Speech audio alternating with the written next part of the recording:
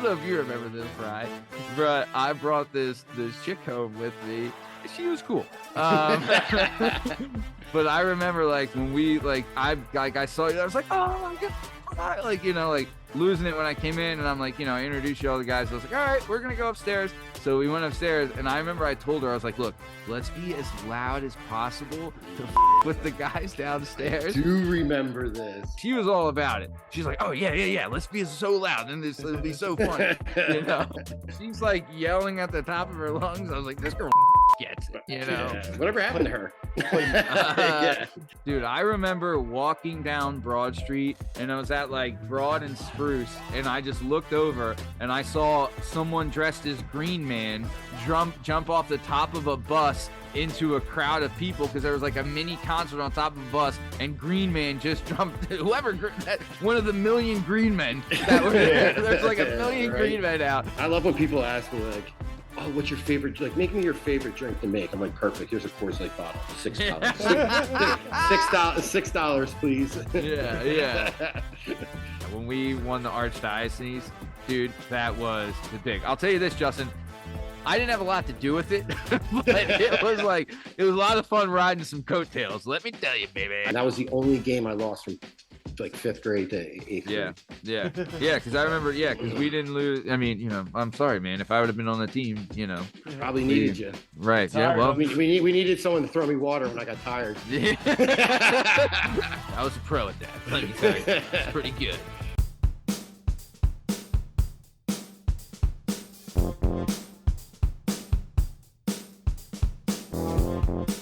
All right, this is the Working Perspectives podcast. I'm Matt Lavelle. He's J-Dub Justin Richardson, and this is part 1 of the Brian Madden experience. This is me quick. Really love this guy. This is part 1 of this, and we had so much fun with this. Justin, what'd you think? I had a good old time. You love him. It's so much fun. He's a great storyteller. Really opened up a lot about we get into we do some bird walking in part 1, and we get into some of he was a really high level soccer player, and me and him have a lot of history together, so it's nice to share that. So part 1 was really a lot of fun getting into that, so super excited for everyone to listen to it. So this is the Working Perspectives podcast. I'm Matt Lavelle. He's J-Dub Justin Richardson. Our guest is the one and only Brian Madden, and this is part 1 of the Brian Madden experience. Enjoy. Share and subscribe. Would you share it? Would you share it? Would you share it? Working Perspectives.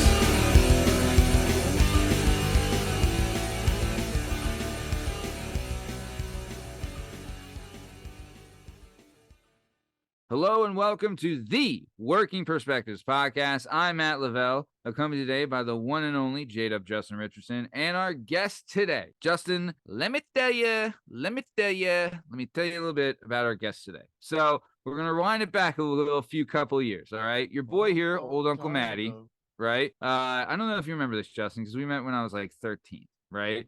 But I'll tell you this: your boy, old Uncle Matty, wasn't the easiest guy to like coming up. I'll tell you that right now. No. Had some issues, had confidence issues, big time attention seeker, could be very annoying, right? And there was a lot of people that didn't like old Uncle Matty. I'll tell you that, right? And I feel like in Catholic school, which is where I went, it was any type of masculinity or male camaraderie was kind of frowned upon, and I feel like being like catty or like a stooge kind of was more, that was better accepted, or like idolizing or being like a teacher's pet was like what that's what got you brownie points with the teachers, right? Which is the wrong thing. But either way, so coming up, there was some people that didn't like your boy, and they're pretty vocal about it, So our guest today, the one and only Brian Madden, I'll tell you this, and he's not gonna like hearing this, but he was the king of the cool. All right. There was nobody cooler than old B-Dog, right? And he coming up, he was cool, but at that time, Justin, and I think it's different now because people are like bullying and woke and all that. where coming up, being Wait, like, they're bullying and woke. they're No, no. against bullying. They're against bullying and all that stuff now. I But like that back concept then, though. They're like bullyingly woke. I mean, well, I mean, we don't want to get into that. But either way, It's they them. And then they give you like a wedgie. so, but like they're very tolerant, but they're mean about it. Okay, but coming up though, and I think you would agree, like it wasn't cool to be like nice, like being a jerk to people was cool. Yeah. I got called the F word an unfathomable amount of times. If you liked anything, if you did something different, if you bought something new, if you decided to try and play an instrument, if you liked a type of music that not everyone else liked, if you were in middle school and you didn't have name brand clothing on, oh my god, you rhymed with cabbage. Forget about it. You were cabinet. You're cabinet. You know, he was just on the prowl. But there was a lot of people out there that were like jerks. And, you know, when you have a kid who's, you know, dude, I'll tell you, I was like a chronic liar. Like because one, back in the day, there was no Google, right? So you could lie about it and get away with it. And I was fucking lying all the time. Dude, I was like a big time liar until like my 20s. When I remember my stepdad said, and he doesn't say a lot, but he says like, yeah, you can only trust half of what Matt says. And I was like, I guess you're right. But either way. So big time liar, but that was making up for like low confidence issues, low self-esteem, and like, you know, the attention seeking behavior. So you would lie to get attention, things like that. Right. Didn't make you very popular with a lot of people. And there's a lot of people that are very vocal about it. And there was several times, right, where like people would be vocal about, you know, this guy's a liar, this guy's a whatever. And there's so many times, and I don't know if he knows I knew this, but Brian would stick up for me against those people. Even if I wasn't there and like people were talking about me, he'd be like, nah, Matt's okay. Or, you know, no, I was there. Matt did do that. Because it does suck. Like when I would lie about stuff, it would be like there was a chance it was true because there was some crazy that was true. You know what I mean? Yeah. So there was like some such like, oh wow, well this did happen. So this was true. Matt's uncle really was the Philly fanatic. I was over his house one time and I saw his uncle with the costume. The Philly fanatic was the best man at my uncle's wedding. That's a true story. He lived in Lansdale. The original. He lived by Knapp Road, right? Yeah, he was. Yeah, because sure.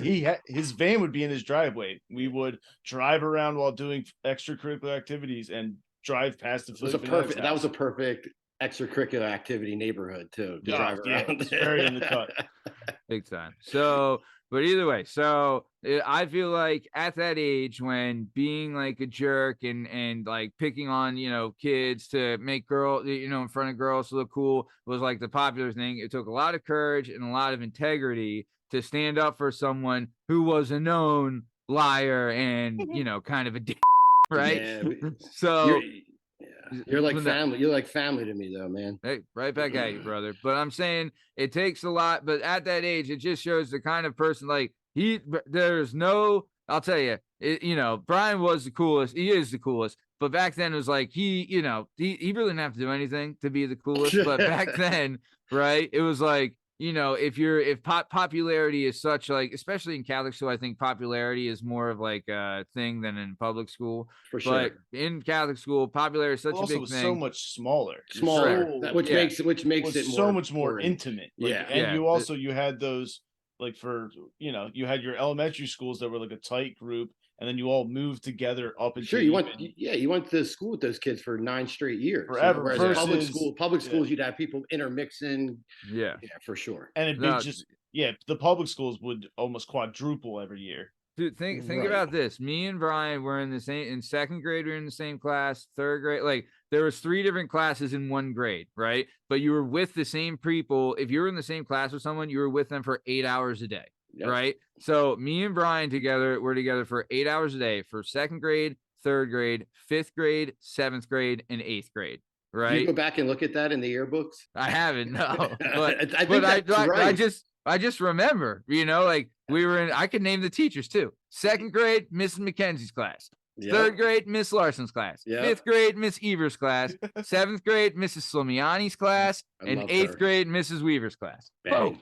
You were absolutely right. And plus, your last name was L and M was M, so I sat right behind you. Right. So we were all alphabetically, we were always next to each other. Correct. Right.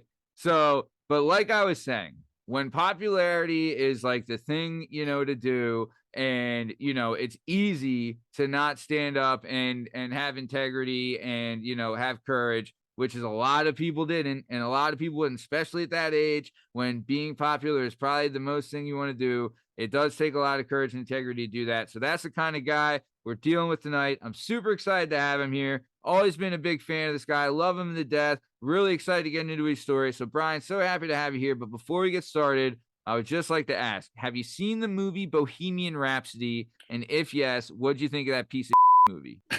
I have seen it, and it is a piece. It's a piece. I agree. And you know what? I loved Queen. One of my first ever concerts was obviously Freddie Mercury had died, and it was the lead singer of Bad Company. Oh. And they were playing in Miami, and I remember my buddy Chad Mason. Yeah. Isn't he a pilot? Yeah, he's a pilot. So I flew to Miami airport, and he picked me up in like a single engine Cessna and flew me to like the Fort Lauderdale airport. We landed and went to the concert and got back in the Cessna, and he flew me back to like wherever his school was in Florida.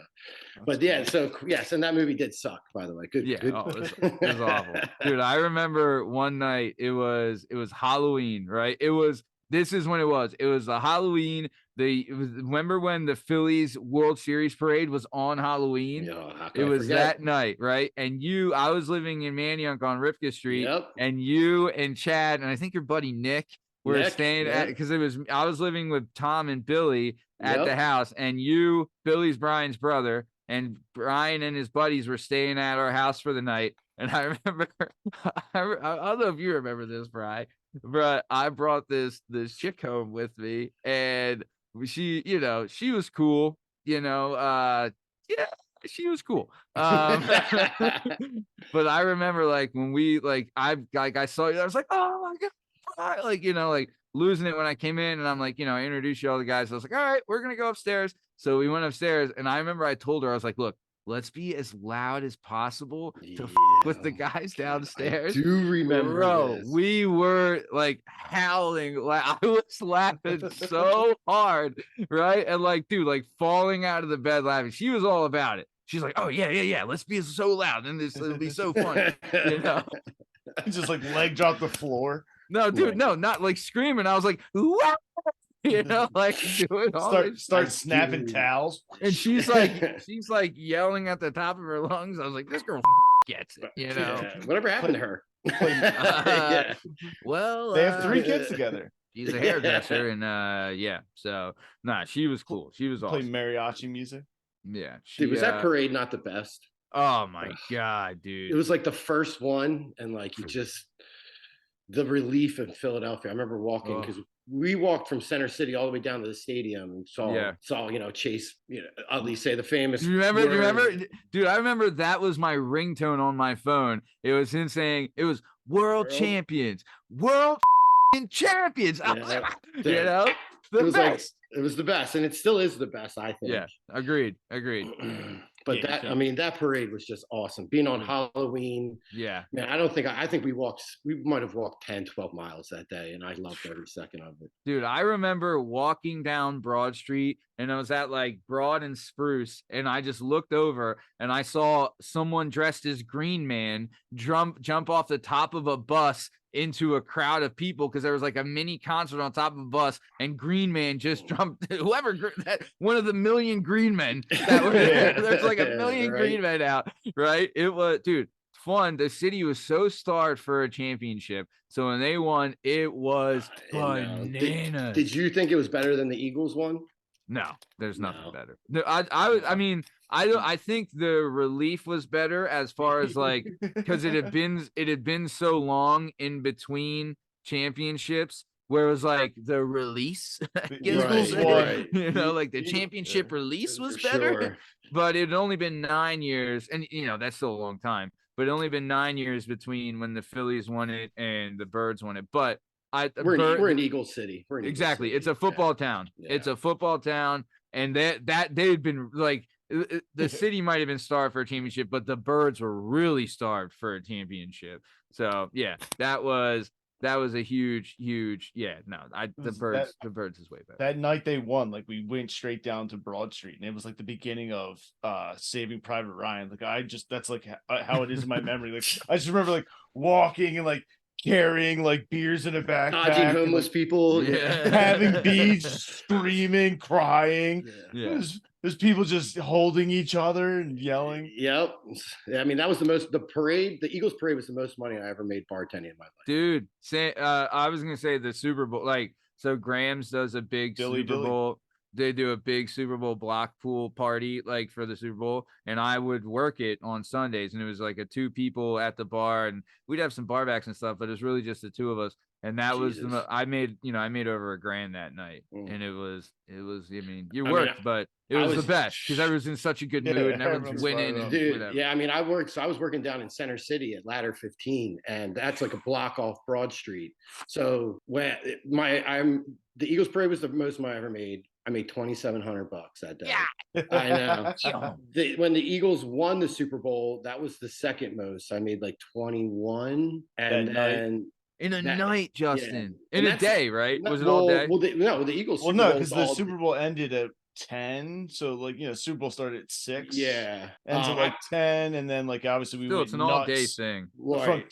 Even from 10 to 2, like the city went. Well, what time did you get? You're not done until 4 in the morning. Yeah, you walk out. You walk out sometime around there. I forget. I think as soon as like we were done actually working, like that's when our like partying like started. I remember that whole week was just like one nonstop freaking party after. Yeah, because just waiting until the parade was actually going to be announced and everything. It was like nothing will get done until nothing.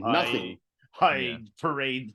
Yeah, like you said, everyone ran the Broad Street when they won, and so we were packed for the NFC Championship game, and then we were empty, and we had like this new manager on. He's like, "Oh, like we're gonna close up, like we're empty." I'm like, "Fuck no, we're closing up," because like everyone's gonna run out of beers and get freezing cold, and we're gonna come back. So like we stayed open, and all of a sudden it was like a Saturday night again, and we were like just rocking for like the next 4 hours. Like, oh my god, partied my ass off behind the bar. Yeah, 10 to 2, it was just chaos. Like, I don't know. Yeah, I mean, dude, that honestly, like, I've had a kid and been married and whatever, but that might have been like the best. Listen to this month, right? Me and Tom still had season tickets to the Eagles at this time when they won the Super Bowl.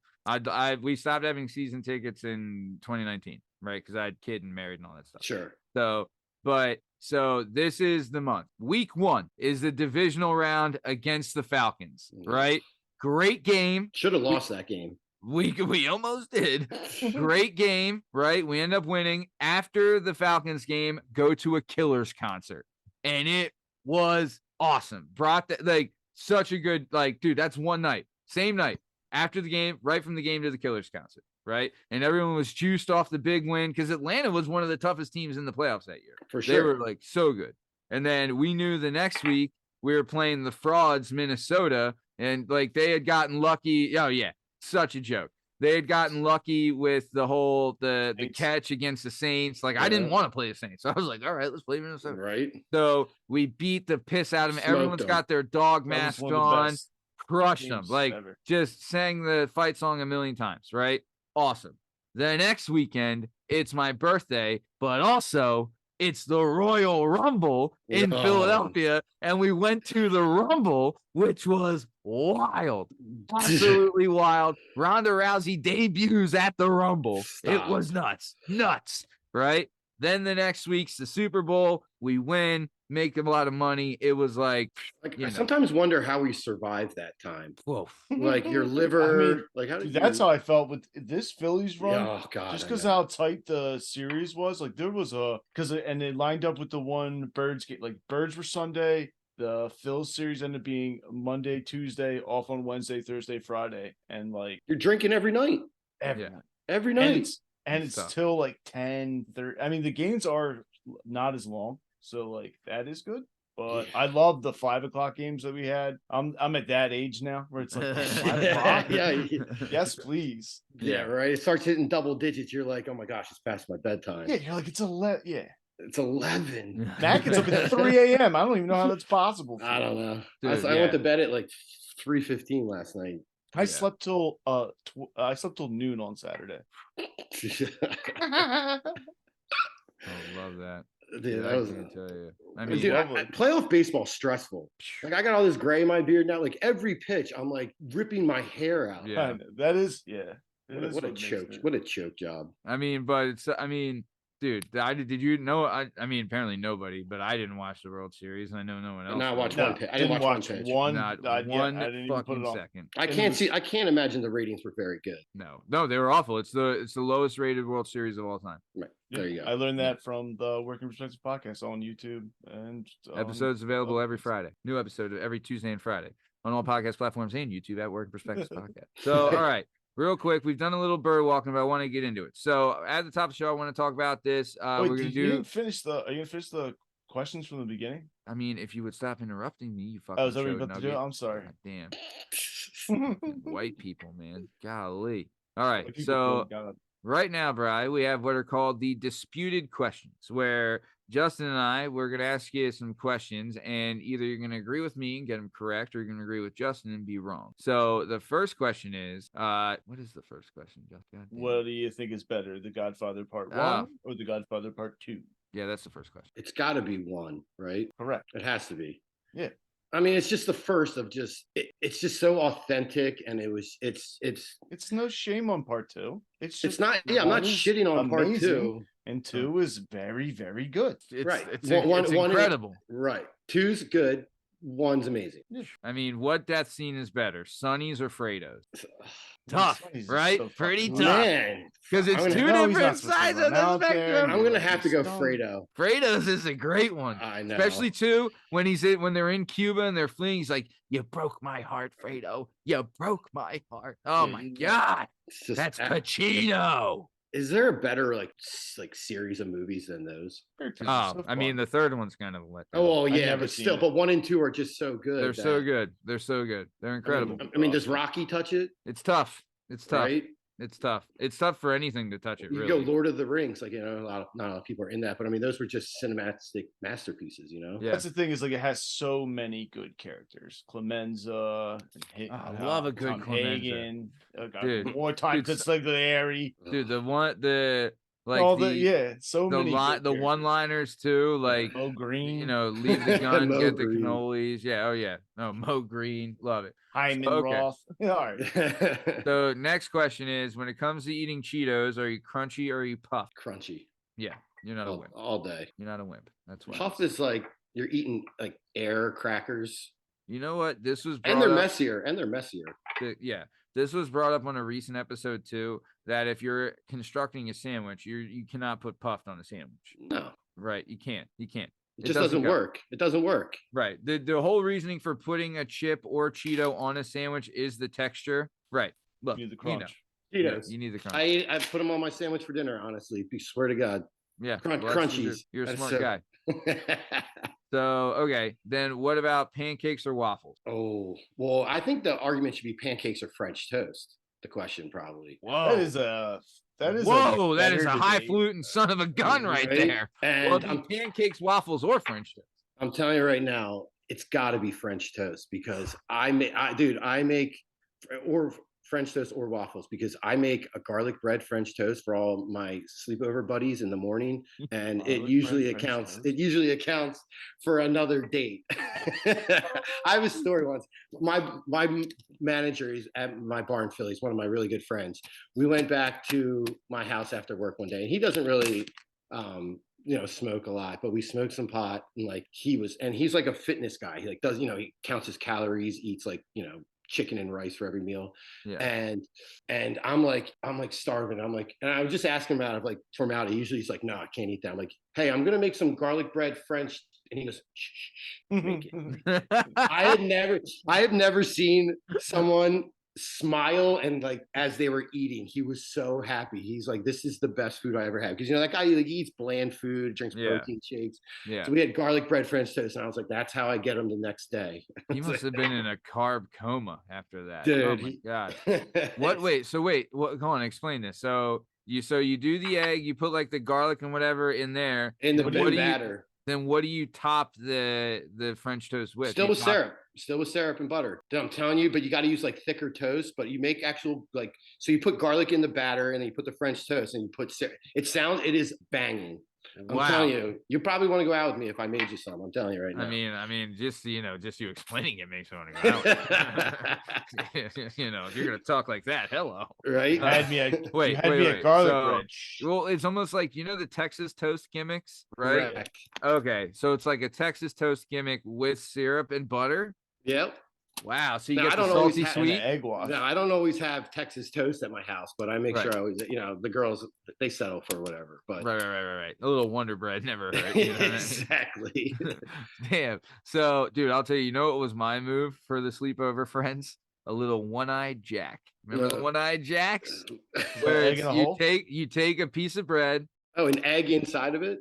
So you butter both sides of the bread, right? Then you put the bread in the pan, you get a cup, and you squeeze it into the bread to create a hole, right? Then you drop the egg into it, right? And you do like you could do over easy or hard, over hard, sunny side, whatever. You do it, you flip it until the egg is cooked. Give them a little one-eyed Jack. I'm gonna do that tomorrow. You eat the middle part? Ooh, Yeah. Oh yeah. The middle part, what I would do Drench is in butter. What I would do is, because there's butter on both sides, what I would typically is that you would take, like, you would cut the hole out, you could put that in the pan as well to toast it a little bit, and then I'd make the eggs runny so you could do a little dippy. You know what I mean? A little dippy egg action. You know what I'm saying?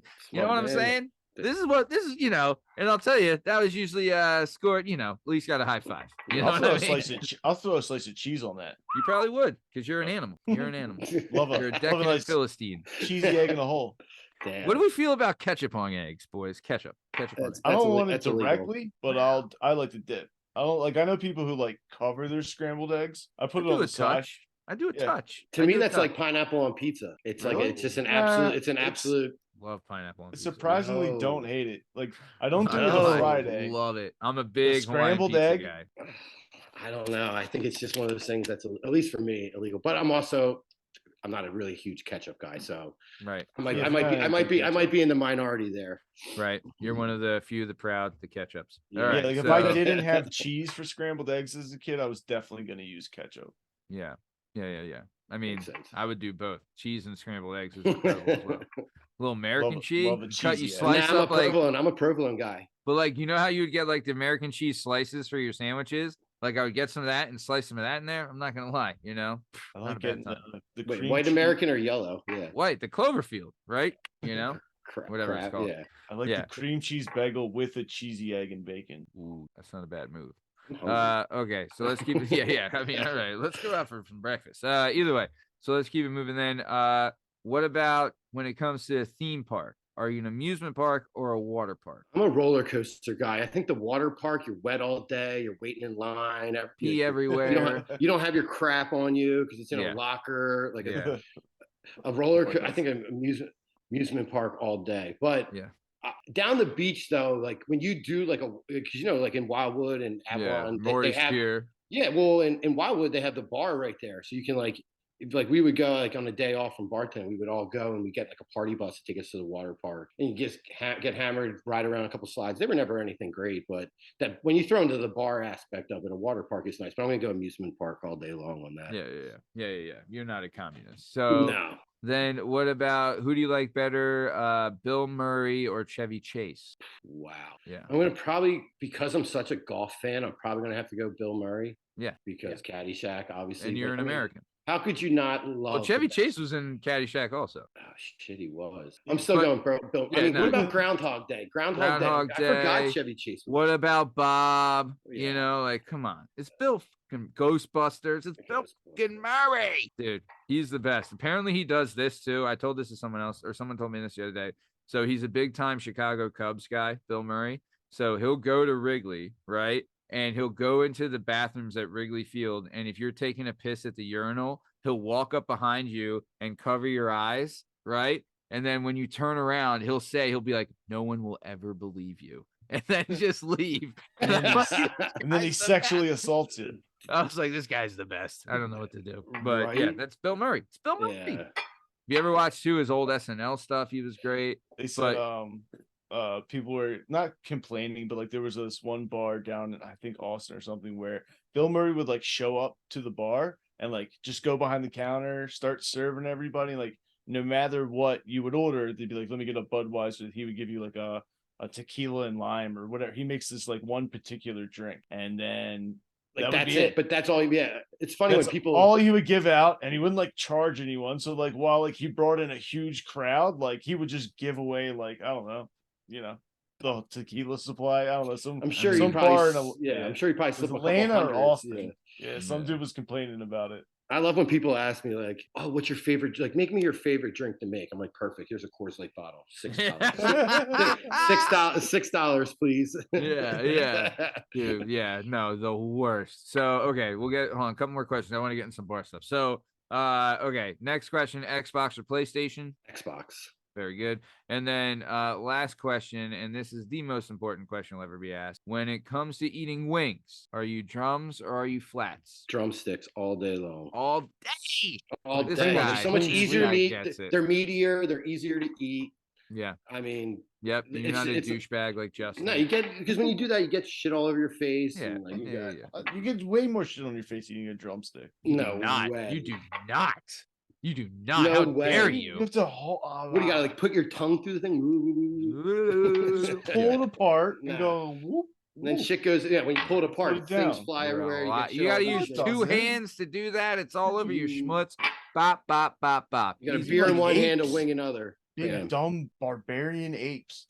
All right, so let's keep it moving. So I want to talk about this right now. In the link of this description, or in the description of this episode, there'll be a link to Antique Liquidation, which is Brian's business, Antique Liquidation LLC. So super excited to hear about this, Brian. Kind of give us a rundown. What are we doing with Antique Liquidation? Bro? Sure. So I've loved antiques. My grandmother got me into it as a kid. She called it junking, but it was going to flea markets and yard sales. Yeah, yard sales, estate sales, and we would buy junk, whatever. But she was a collector. She liked antiques. So as a side hustle, I always kind of like did that. I went to estate sales or flea markets and bought stuff and then flipped it on eBay. So I always ran like a little bit of an eBay store, mainly focusing on antiques. Just a couple years ago, during COVID or whatever, when a lot of businesses, bars and stuff were closing, I started I saw, I was like, a lot of times they just hire a clean out crew to bring in a dumpster and they throw everything out. Yeah. And so I started then going to places like, hey, do you need help, selling anything between eBay, Facebook Marketplace, Let Go? I mean, Poshmark, there's a million avenues that you can sell stuff. So I started kind of then like focusing on businesses and like bars that are closing. I would sell all the bar signs, the neon bar signs, help them recoup some money. Yeah. And then a kid I knew, I was bartending down the shore, and a kid came up and he's like, "Yo, I hear you're like really into like, selling stuff." And I was like, "Yeah." And he's like, "Well, my company buys and flips houses. And so if you don't know, every September, the government auctions off all their foreclosed properties in the state of Pennsylvania, the whole month of September, from Pittsburgh all the way to Philadelphia. And so he goes around and he buys all these properties, sometimes like, very cheap. And sometimes, the person who passed away, had no family members. So it's like they walked out the door, locked the door. And so sometimes, the houses are packed. Sometimes the houses are hoarder houses or, and, it's sad because, the person had no family, they had no one to leave all their stuff to. So now my buddy gives me properties. He's now my partner, and I go in and, after he clears the houses, like buys them from the government through these auctions, I go in and then start pulling the furniture, the artwork off the wall, antiques, little knickknacks, whatever. And then I then go and recoup some of the money that he bought on that. And it's been great. Honestly, my first year of business, they always say you're not going to make money. Like, I'm going to make money this year. And so I focus mainly on houses but I can do anything. A lot of people, they just don't know what their junk's worth. And so I do appraisals for people. A lot of people, they left, I've really started to focus on like fine artwork and stuff like that. Cause I'm just like, that stuff is worth a lot of money. And people are like, it's my grandmother's. Like, I have no idea. I'm like, well, that I can give you like $2,000 for that painting right now. And people are like, what? And like, well, would you want to look in my attic? So I do a referral program where if someone gives me a property, they get 10% of all total sales. And that's how I've really started generating a lot of business. I have people that they go around and they just go around and find, oh, my aunt's, getting old and we don't know what to do with her stuff. So, they call me and I go and I'm like, oh, this is all antique, like, World War II military stuff, which is obviously highly collectible. One thing I've noticed in the industry is there's a collector for everything. Yeah. Like no matter what it is, there's a collector. Someone will collect it. Like, obviously like Walt Disney stuff and like, you have your main stuff, but then like some people collect like the weirdest shit ever. Yeah. And like Tiffany lamps. This one, right. I had this old lady I would visit for work, and she was telling me how she had like 6 of these lamps, and she's like, I'm not joking, this is over $500,000 worth of lamps right here. Yeah, those real Tiffany ones, but people don't know what they are. Those are like those stained glass kind of lamps. And it's not the Tiffany, the jewelry company. It's a different Tiffany's. People don't know that. People always thought it was Tiffany, the jewelry company. I thought it was. Yeah, no, it's actually another company named Tiffany's that made those kind of lamps. Damn. And I buy and sell those things all the time. People love them. Really? But yeah, what would you say if what would, like, if you were able to sell a Tiffany, could you give us an estimate of like kind of an average? So like a real Tiffany lamp, or like, because a lot of them like are like they call them Tiffany styles lamp, or like they're made in like China and stuff like that. A real Tiffany lamp can bring a couple $1,000s for sure. Damn. Maybe it depends on the size and like how intricate it is, but I've seen some go at auction for like 10 grand. Damn. But those are like the early ones that no cracks and all stuff like that. But yeah, do you ever see any, like, I remember my mom had all these like Norman Rockwell mini statues. Do you see a lot of those too? Dude, I got some right here. I'm selling. They're called Hummel statues. They're from Germany, and you would think like, oh, I have like a camel right here. I'm selling a nativity set right now. One camel is on eBay for like $232 right now. Damn, just the camel. Just the camel. Nativity set? Yeah, hold on, let me grab it. All right. What is so special about the camel? I mean, it's probably unique as a part of the nativity set, right? This camel. It's $232. And like the auction ends, I think at like 9:30 tonight. You know what I mean? Like if you walked past that in the Goodwill, you know what I mean? Me or you, Matt, I'd be like, I wouldn't even give you a quarter for that thing. Yeah. Right. What? What am I going to do with it? I'm going to break it by the time I get to my car. And there's a good market for that camel. You have no idea. Like I put them on and someone's like I always start my auctions at like $10, and because I always know they're going to go higher, but someone's like, I'll give you $150 for that right now. And I was like, that sounds like a pretty good deal. I was going to take it, but I'm glad I held out because how much did you, can you say how much you bought it for? I pulled it out of a property for free. I didn't even pay for it. So you're making a $250 profit, whatever, on one item. I have the whole nativity set. I have like the 3 wise men, another camel. Wow. The whole nativity set is going to probably sell for like $2 grand. Dude, so do you just have like, do you have like things that you're like, you go to a property, you pull some stuff, and you're just like in your mind, you're like cha-ching, cha-ching, cha-ching, cha-ching, cha-ching. See, so my partner, he's the one that buys the houses, so he goes in first, and he's looking for like safes. Yeah. Like, and he doesn't like to get dirty. Like some of these houses are pretty dirty, and like he doesn't have like the same eye for him. So he'll always be like, hey, go check out this property in Delco. He's like, there's not much in it. And I'll go there and I'll be like you said, cha-ching, cha-ching, cha-ching, cha-ching. Yeah. Because stuff to him that's like, he's like, it's just junk.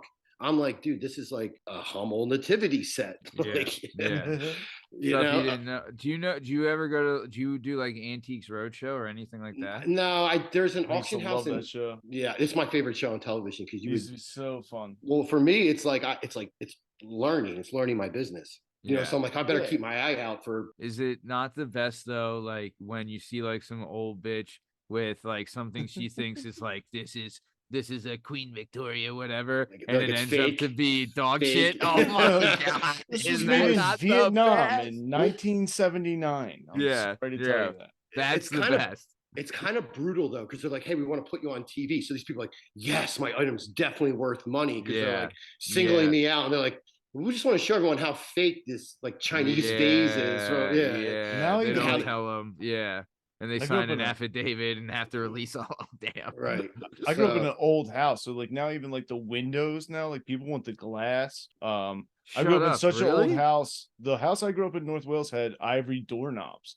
And I remember when I was a kid, a dude stopped by the house one day, talked to my mom, and my mom was like, hey, everybody, take your doorknob off and put them in this pillow sack. You know, you can't sell that online. You can't sell ivory. This was like ivory's illegal. This was like 1993. Yeah, dude, those things are really expensive. So something like that is it's called a scrimshaw, and it's a whale's tooth. And back in the day, people would like engrave them. And I don't think you can sell those online, but you can take them to auction. And some of those realize like $2,000-$3,000.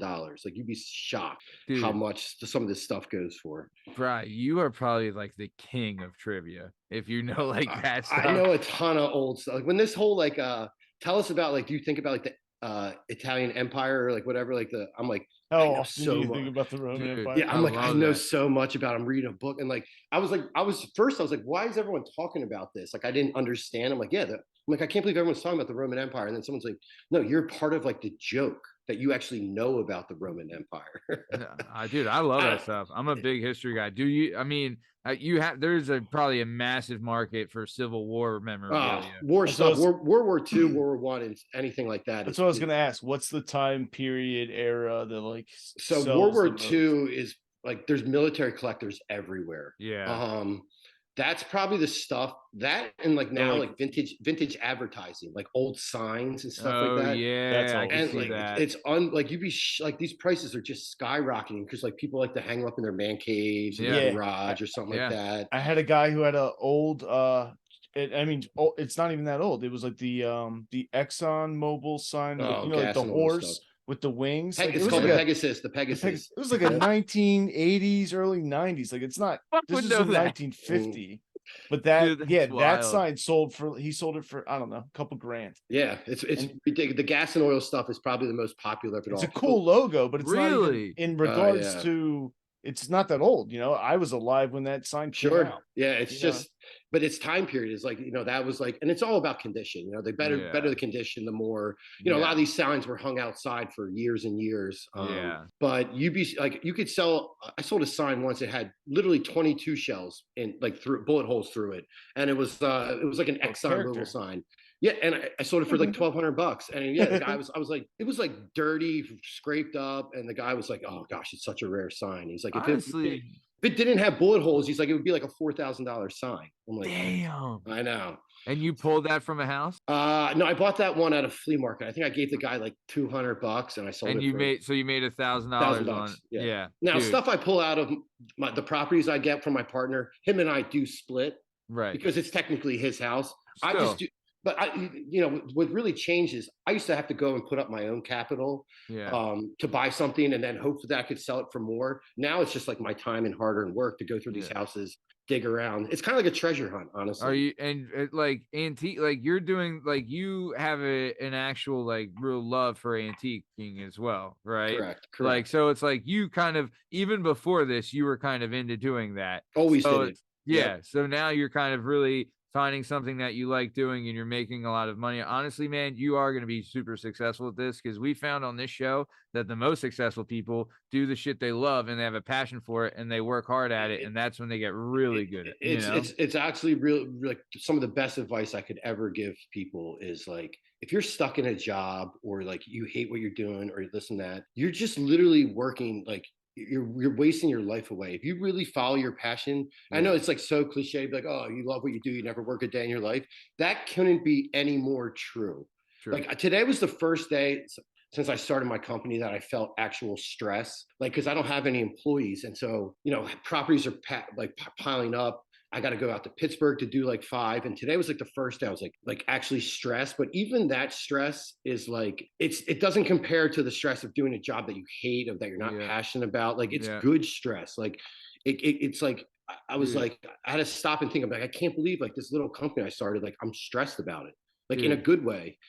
So, but it's the best advice I could literally ever give somebody. I couldn't agree more. Honestly, man, people too, like, they don't know the freedom of like the real freedom of thought in a way where it's like, if you really bet, like no one's really willing to bet on themselves. Like, right. So like betting on yourself and going out and like doing something that is kind of unconventional, but like you're trying it, you know what I mean? And you're learning as you're growing. And even if it's like, honestly, like, and you can be creative with it and find different ways to make it work and all these kind of things, like people don't realize the freedom that gets. And it really does open your eyes to how mundane the task you're doing now. If it's not something that you're really interested in and really about, then it's like, it's tough, it's tough to look at and do. I've always seen it just like, I kind of like, once I got out and like got into bartending, because I was passionate about bartending. I still am. Yeah. Like it was something that I enjoyed doing. Like you throw the party, you're in control. Yeah. And like I followed that passion to like pretty much as high as I could go. And now I'm like, with my company, I'm literally, I learn something about myself every day because I have no freaking idea what I'm doing. I've never ran a business before. I don't know about expense accounts. Like, I mean, I've had one as a salesman, but like, I've never like had my own. And like, so I'm learning on the fly, but I haven't been happier in my entire life. Dude, than I am right now. Cannot put a price on that, man. I'll tell you, like, go ahead, Justin. I was gonna say, me and my one buddy always made jokes about how we wanted to do American Pickers. Like, no, that was kind of one like of those Ford little Ford vans. Transit. It's a Ford Transit. Yeah, Ford Transit. Yeah, that's exactly it. They have Nissan ones too. They're cheap. Get one of those and just drive around Lancaster and go through people's barns. It's unbelievable. And that was like kind of, I think that show coming out kind of like re-sparked my interest in the whole thing. Like I kind of got away from it a little bit. I was always been like a collector myself, but like that kind of really was like, oh yeah, I forgot how much I loved getting up at ass crack of dawn on Saturday and going to a flea market or going to a yard sale. And like looking at weird stuff. Yeah. It's and like I said, there's a collector for everything. So like I've learned, I've lost money on items I bought. I've made a ton of money. I tell you what's really hot right now is comic books and like the grading stuff. You've seen people send cards to get graded in comic books. I am making a killing selling comic books right now. Like you send them away, they get the only thing that sucks is it takes 9 months to get your and you got to buy back. the membership. Yeah, that's what I have. Baseball, so that's the difference too. So comic books is a flat rate. You buy a membership, you can send a certain amount of books in, they'll grade them for you. Baseball cards do it where I think it's a percentage of the value of the card, right? Yeah, so if you send in a $5 million card, they're gonna charge. I don't know what they charge. Yeah, I don't. I think it's like you send in a $50 card versus a $500 card. It's gonna cost you a different amount to have it graded. Yeah, so that's like I just don't have the comic books just flat. You buy a membership, and I think CGI and some of the other ones, it's just like you can do like 100 books a year or something like that. Yeah, that's not bad. So I mean, who does the shipping for all this? So I think when you sign up, insure your packages, obviously. Yeah, they send you like a shipping kit, maybe or something like that. Okay, I think that's who does the shipping for all your like eBay stuff, bro? I do. I do. Okay. So you go to UPS all the time, or nah, the post office. Luckily, like with laser jet printers, like I just have like pretty much a shipping station where I literally have to weigh the box, weigh the package. First, you got to wrap like.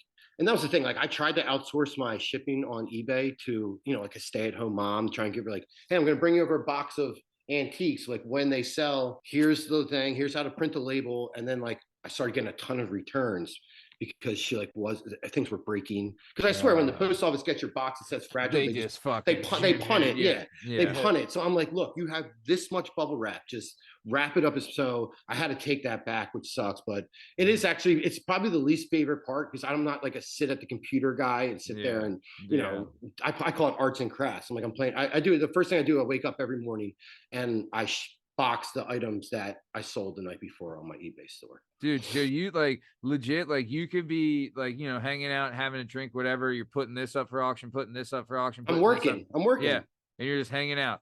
Yep. And you can do it on your phone too. Yep. So like if you wanted to, you could go to the bar and bop, and you could go to this and do whatever and go on a trip. Like you can work from wherever, whenever. Like technically, like you're gonna go to Pittsburgh, you said. Like say if you took a train or something, I mean, you're gonna drive. Right. Like you could do it like, you shouldn't be on your phone while you're driving. But like hypothetically, you could do all that stuff, right? We don't condone that on this show, but fucking legit, I watched 1883 on my ride home from work today. Love that movie. Oh, dude, 1883 is so fucking good, dude. So good. So, all right. Either way. So, like we said, if you're someone that is interested in antiquing or interested in acquiring antiques or has some antiques you would like to sell or even like maybe get appraised, like we said, we'll have Brian's information to contact for antique liquidation in the description of this episode.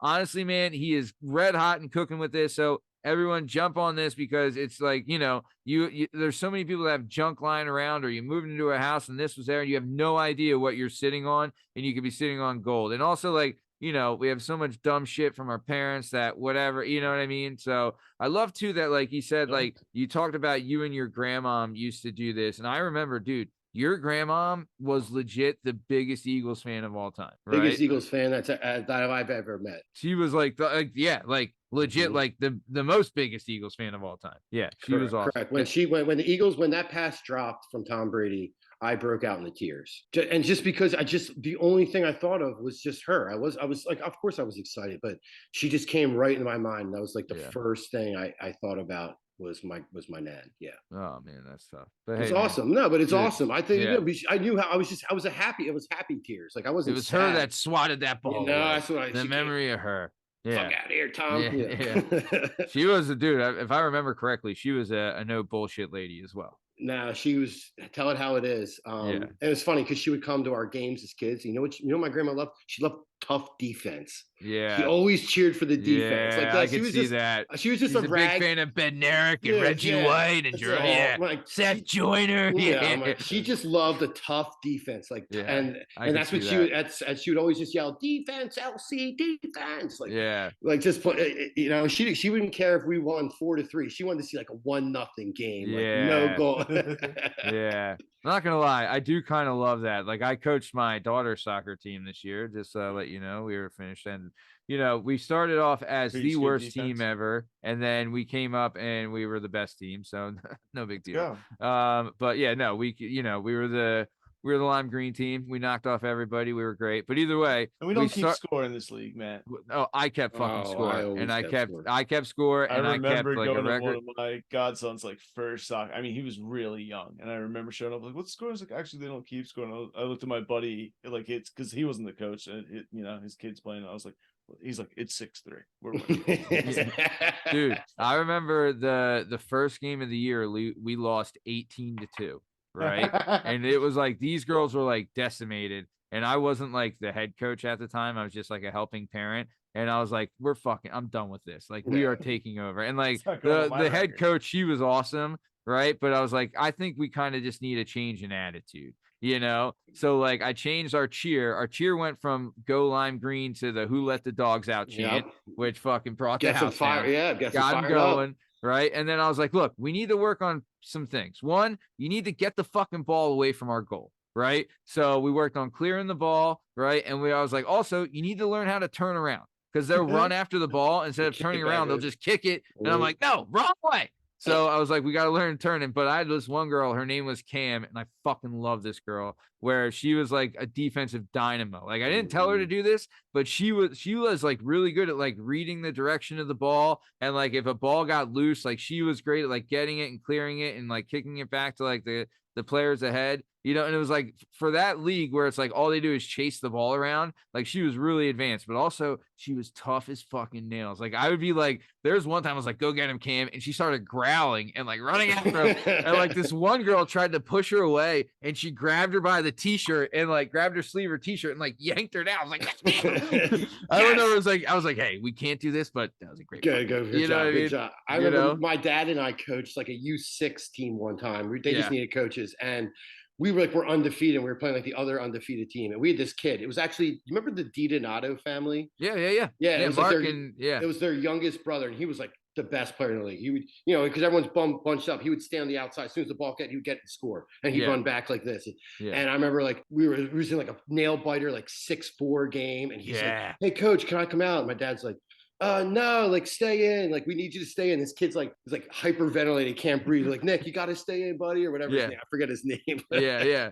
And we always kept score, dude. Always, dude. I had the same thing. I had a girl like we had the two smallest girls in the league on our team, right? One of them was my daughter, right? They were the two youngest, and the two smallest were on my team, right? But then we also had like, we were like the Bad News Bears in a way, because like we had a bunch of good players, but we also had the fucking Kelly Leak of the league. You know what I mean? Like we have fucking Kelly Leak on our team, which when she came in, her name was Callie, and when she came in, she fucking wrecked house. You know what I mean? Like she was so good, like we would have to sit her, because like, you don't want to run it up too bad, but when you're up by 8, you're like, all right, we're pretty comfortable. That was me back in the day. My dad used to not let me cross halfway. Like we were winning by a lot as a kid. He's like, so you just started scoring from halfway. He's like, you just start kicking the ball from midfield and dude, no, I'll tell you this, Justin, Brian here, and we'll get into it, an incredible athlete and soccer player. But I will say this, not a lot of people can hold this. I played. So when you go to Catholic school, soccer is like the name of the game, right? Like soccer is a big time sport in Catholic school because they didn't have football when we were there. They didn't have football, and like they only have football at a couple schools. Every school had soccer, right? Well, plus every kid plays soccer growing up, so he's kind of like still into it a little bit. Yeah, everyone played soccer, and it was a co-ed league too. And I'll tell you this: I never lost a St. Stan's soccer game. You know, we lost one game, Matt. So you were on the team 4th, 5th, 6th, and 5th, 6th, 7th, and 8th grade? I didn't play 8th grade. That's why. Okay, so we lost one game those 3 years. So we never lost a game in St. Stan's soccer. Yeah. Not one. Yeah. And 7th grade, was that the pinnacle of your we won career? We won the art. It was something. When we won the archdiocese. No, not my career, because we would end up like winning state championships in other sports. But for soccer, that was the tops, because when we won the archdiocese, dude, that was the big. I'll tell you this, Justin, I didn't have a lot to do with it, but it was a lot of fun riding some coattails. Let me tell you, baby. You know who's the best? The girls on our team, dude, were the best. They were, because at that age, girls, mature more than us. So I didn't even play center mid because Samantha Watson was so good. And dude, the girls on our team were awesome. They were like some of the best players in the art. Like, we won the archdiocese, so that's every Catholic school in Philadelphia. Yeah, which is, dude, there's a ton. So it's a big thing, and it's like it's very rare to win the archdiocese, right? We were the first sport in the history of our school that had ever won the archdiocese, right? We were in Sports Illustrated. You remember that? Yeah, Father Flanagan. Yeah, me and Brian were in 7th grade. Yeah, but it was so the way that it was broken up is there was a 5th and 6th grade team, which me and Brian were on, which never lost, smoked everybody. Your dad was the coach, and then the 7th and 8th grade team, which I was on. I didn't play 8th grade because I did football, but me and Brian were on the 7th grade team together, and that was another one where like I was like, they had the rule where every kid's got to play a little bit each game. So like I was in for like a minute before the half every game, right? And like, dude, the whole time I'm in there, I was like, just don't make a mistake. Just don't make a mistake. Like, that's all I was thinking. And like, if I got the ball, I was like, where's Brian? And I would just like kick it to him and be like, oh, we're good. Let's go. That was a really fun run. Like, that team was really fun to play on. Yeah. One of my most fun, like, because no one thought we were going to win. I don't even know if we thought we were going to win. We knew we were good, but like, didn't know like we were that good.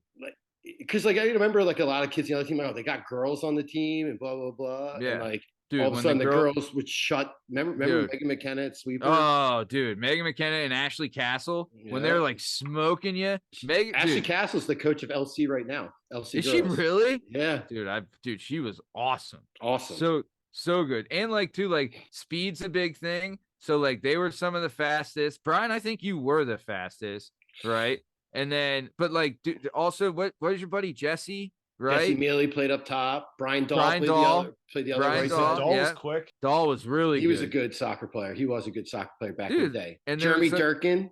Dude, Durkin was another one. He might have been the fastest guy. He was pretty fast. Yeah. And then Greg Moyer was the goalie. And then it was Samantha Watson, Megan McKenna, Ashley Castle. There's another girl I'm forgetting. Megan McFadden or McCabe. McCabe. Maybe McFadden, maybe. You might be right, McFadden. Our whole defense was girls. Yeah, and they were killer. Dude, like, we won. I think we won the championship game 1-0. Like, and it's because the girls are like just murderers. Yeah. I think Brian Dahl scored. Yeah, dude, soccer was wild. I remember the semifinals. I think we won 2-1, and it was Paul Cook scored the goal. But it was like, I saw him not too long ago.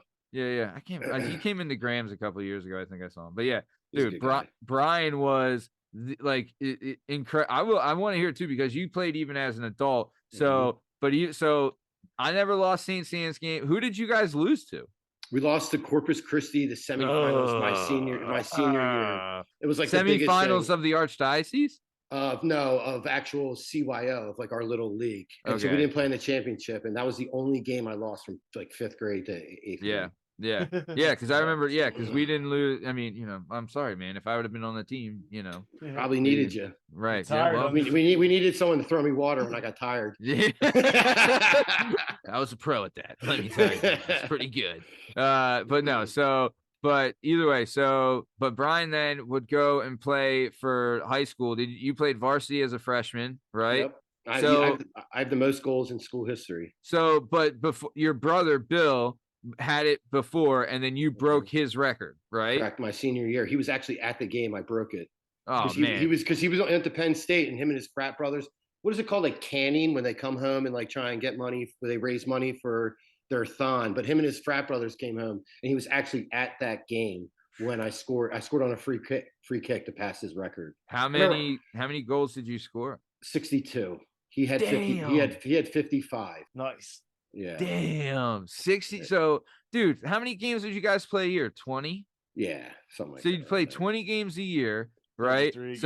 So for 4 years, points. so you're looking at 82 game, 80, maybe 88 games, right? Around right? There, yeah. So like we'll say 90 games, and you had 62 goals in 90 games. That's fucking wild, dude. Like if you think about that, that's pretty fucking dominant. It would be pretty good in like a league now, like an MLS or something. Like, it's almost averaging like what, 0.8 goals a game, something like that. Yeah, yeah.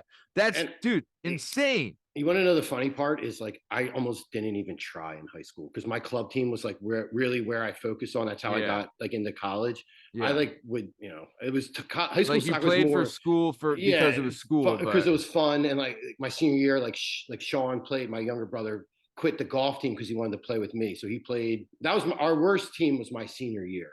Yeah, we were pretty bad. But when you were a freshman, you guys were good, right? Sophomore year were great. We lost in the semis of states my sophomore year. Oh wow! But yeah, so I started as a freshman up top with my brother. It was me and Bill up as the two forwards. And I'm telling you right now, my brother was a better goal scorer than I was. Bill, he's a little sniper, that guy. Dude, I'm telling you right now, sniper. He wasn't like obviously the fastest. He wasn't like the best at soccer.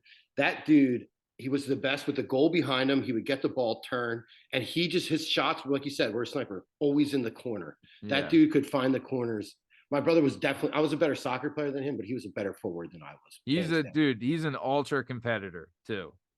That's how I got good, because playing against him one-on-one, like I didn't want to lose. I didn't want to lose also in the backyard. I got sick of losing. Remember playing World Cup? Remember playing World Cup with him and Tom? Was that not the fucking worst thing ever? Like the way doing anything with those two was the worst. Oh, they're the worst, bro. Talk about like, dude, people talk about like being bullied. I was like, dude, the biggest bullies I ever had were those two fuckers. You know what I mean? Like they were the worst, absolute worst. You don't know what a pink belly is? Oh my God, dude. The worst, those guys. I couldn't even tell you how many times they just. I really wanted to kill both of them because of how much they either made fun of us, beat us up. Dude, the amount of beatings. Oh, it's well, Justin's got older brothers. Yeah, but they're like gay. What are you gonna do? No, I'm not kidding. No, no, they're not. They're awesome. Older brother. Yeah, no, they were great. Yeah, you guys are great. No, they're awesome. They're badass. No, I'm not kidding. Yeah, I'm not maybe. But either way, so okay, so you play, but your club team was the big, like, dude, you guys went to Europe and won a tournament, right? Yeah. No, that was Bill's team. Bill's team went to Europe and won. But I went and trained with FC Barcelona, like my whole team did. Whoa. Yeah, this is like really before they started like taking youth teams over. We were like one of the first teams. We won the region. What team is this that you were on? FC Delco. Still around today. And it was like the best high school players from all the area high schools. Like we had kids from like CB East, CB West. Remember Mark Totten? Yeah. He almost went on to become a pro. Oh, really? So we won the region, and then we went. They took us to Barcelona, and we played. I played against Messi. I played against Fabregas, Pedro, all those guys, because we went over there, and they're like, we were 15 years old, and they're like, we're gonna put you up against our U14s, because like they think that we're dumb Americans, we don't know how to play soccer, right? And we went and played them, and we lost 1-0, and like kids were asking for our autographs, like you guys are like good, like American can play soccer, so like, all right, well in 2 days you're gonna play our 15s. Yeah. And so we went and played the 15s, and that's what had Messi, and I don't even think we touched the ball. We lost like 7-0. Really? And we were the best team. We were the best youth team in our age group in America, and we went there. But those kids just live and breathe soccer. They go to school they were at a legit an academy for soccer. Correct. And we went over with there the best soccer players in the world. Yeah, we got our asses kicked. Like, right, justifiably not even, so. Right. So I've been a Messi fan ever since, for sure. But dude, if they didn't crush you guys, like, then they suck.